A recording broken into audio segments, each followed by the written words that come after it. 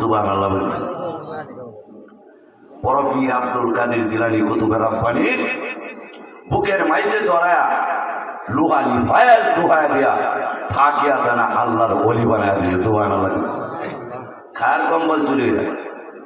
বড় পীরের কম্বল চুরি।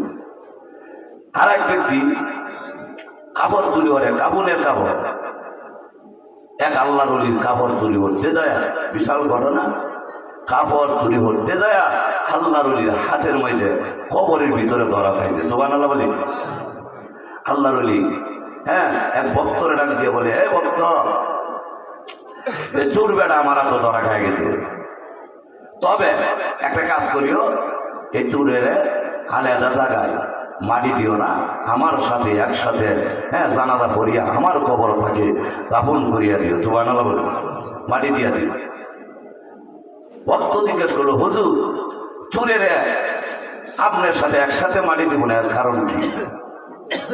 যে প্রতি আমি আমার হাত তার গায়ে লাগিয়ে গেছে, তারে যদি আলাদা কোথাও মাটি দিয়া যাও,